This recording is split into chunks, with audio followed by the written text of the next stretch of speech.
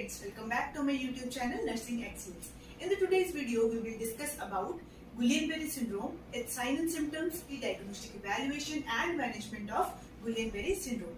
It is a continuation video of autoimmune disorders of nervous system in which we have already discussed about multiple sclerosis, myasthenia gravis, and there is a separate video of Guillain-Barré syndrome, its causes and its types. अगर आपने ये videos अभी तक नहीं देखी है, so please check it out. Link is in the description box. So before moving to the topic, I would like to request you to please like, subscribe and share to my channel as it means a lot to me and it provides motivation to make new videos like this. So let's get started. Firstly, we will just revise GBS होता क्या है. Guillain-Barré syndrome is also known as acute idiopathic polyneuritis. Acute means that will be for a shorter duration of period but with the intense symptoms, right? Idiopathic means there will be not exact cause, and polyneuritis is the condition where the damage is occurring in the peripheral nerve myelin. So here is your diagram. Suppose it is a person and what it is occurring in the GBS, this is the neuron, right? And it is useful in the conduction of your electrical signal. What is happening here?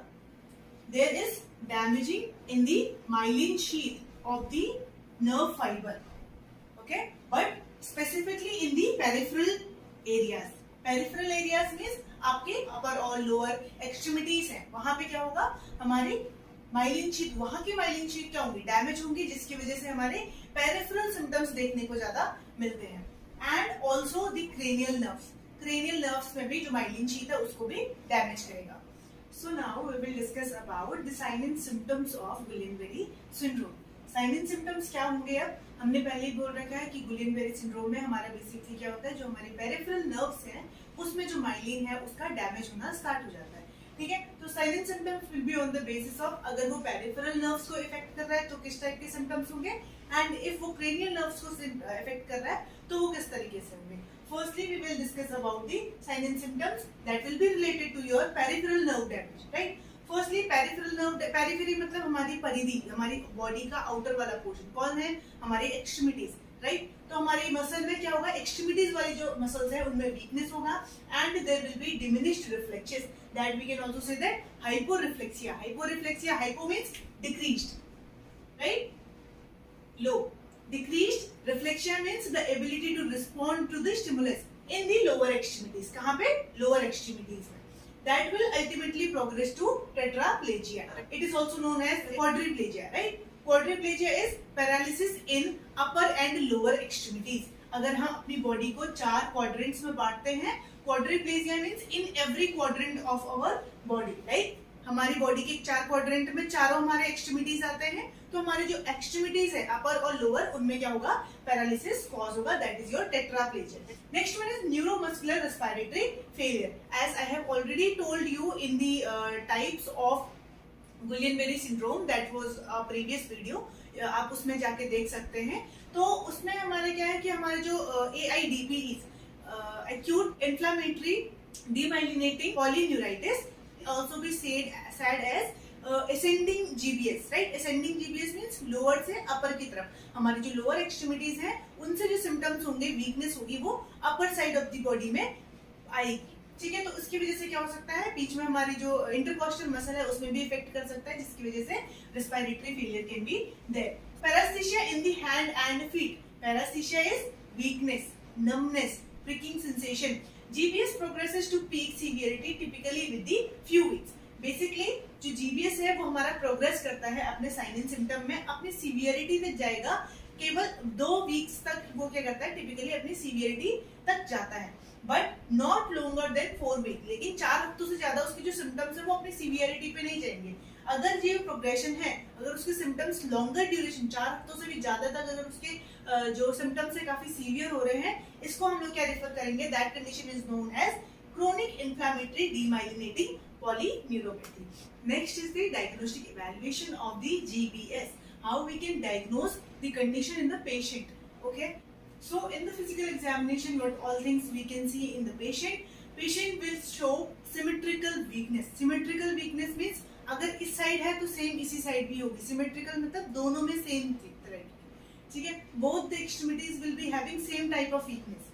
diminished reflexes. The patient will show areflexia. Third one is upward progression of motor weakness. जो हमारी muscles में weakness हो रही है, that will be progressive from lower part of the body to the upper part of the body. So next we can collect history. Okay, any history of viral infection in few weeks, in previous few weeks can suggest कि patient को GBS can be there. Third one is laboratory test. There is no need to do laboratory test. Serum laboratory test से हमें कोई specific पता नहीं चल रहा है diagnosis के बारे में, but increased protein level in the CSF evaluation. When we will do CSF evaluation, there can be certain increase in protein level. Increased protein level can suggest, along with the physical examination and history collection, that the patient is having GBS.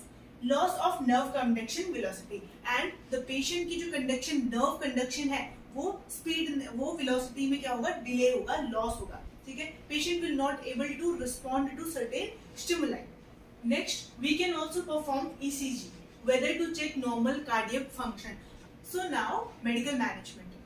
Because of the possibility of rapid progression and neuromuscular respiratory failure, GBS is a medical emergency. Medical emergency का condition है in which patient can require immediate attention or immediate management from an intensive care unit, right? To support pulmonary function and to provide adequate oxygenation, we can provide mechanical ventilation to the patient. Other management can be given to avoid the certain complication due to immobility. Like patient will be in the intensive care unit, ICU में होगा तो ventilator पे होगा तो patient को seeded करके रखना पड़ेगा, एंड पेशेंट की जो स्टे होगा हॉस्पिटल में that will be for a longer duration of time, right? तो पेशेंट लंबे टाइम तक इमोबाइल और इमोबिलिटी की वजह से कॉम्प्लिकेशंस को प्रिवेंट करने के लिए हम अदर मैनेजमेंट क्या दे सकते हैं? Anticoagulant therapy we can give DVT pump to prevent the deep vein thrombosis. Tachycardia and hypertension can be treated by giving alpha adrenergic blocking agent. हमारा बेसिकली हाइपरटेंशन की मेडिकेशन होती है, जो इसका नाम एक एग्जांपल के लिए prazosin is a medication which is used for treating the hypertension, right? Next one is hypotension. Patient can also be in the hypotension. We have discussed in the sign and symptoms. तो hypotension के लिए हम कैसे manage करेंगे? By increasing the amount of IV administration to the patient. Next is the nursing management. Nursing management, what all nursing intervention we can provide it to the patient for the betterment and care of patient, right? तो ये हमारे कुछ nursing diagnosis है जिनके basis पे हम उन्हें intervention दे सकते हैं. First, and जो diagnosis होते हैं that is on the basis of your priority based होते हैं, ठीक है? The more the severity of symptom, पहले हम उसको treat करेंगे तो उसके लिए diagnosis बनाएंगे. Possibility है कि patient respiratory failure में जा सकता है. So first there is a problem, right? So what we will make nursing diagnosis, ineffective breathing pattern, या फिर दोनों बना सकते हैं. ineffective breathing pattern भी हो सकता है, क्यों? हमारा respiratory failure हो रहा था उसकी वजह से, और impaired gas exchange can be there related to rapid progressive weakness. बहुत तेजी से बहुत जल्दी अगर rapid progressive weakness हो जाए and respiratory failure की वजह से, right? Second one is patient की जो physical mobility है, मूवमेंट है, वो इम्पेयर्ड है. पेशेंट अब एबल नहीं है चलने के लिए, मूव करने के लिए. सो क्यों? क्योंकि पैरालिसिस की वजह से, राइट? हमारी जो एक्सट्रीमिटीज है यहाँ पे हमारे क्या है, पैरालिसिस हुआ है, इसकी वजह से पेशेंट क्या है, मूवमेंट करने के लिए एबल नहीं है. There can be a risk of pressure ulcer also, right? तो सेकंड प्रॉब्लम क्या है कि पेशेंट आपका जो फिजिकल मोबिलिटी है वो इम्पेयर्ड हो गई है. क्यों? किसकी वजह से? पैरालिसिस की वजह से.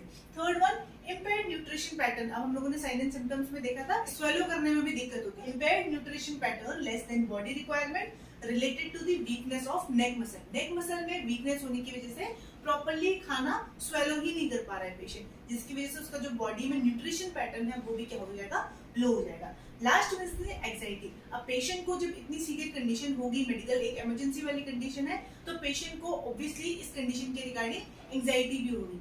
Anxiety can be there due to disease condition, ठीक है? पैरालिसिस हो जाएगा बॉडी में तो इस वजह से भी एंजाइटी होगी पेशेंट को. So these are the nursing management. On the basis of these nursing diagnosis we can provide nursing management and intervention to the patient. So this is all about the Guillain-Barré syndrome. I hope you like it. अगर आपको ये video पसंद आए तो please इसे like subscribe करना ना भूलें एंड अपने दोस्तों के साथ इसे शेयर करें. अगर कोई भी डाउट है you can ask in the comment box.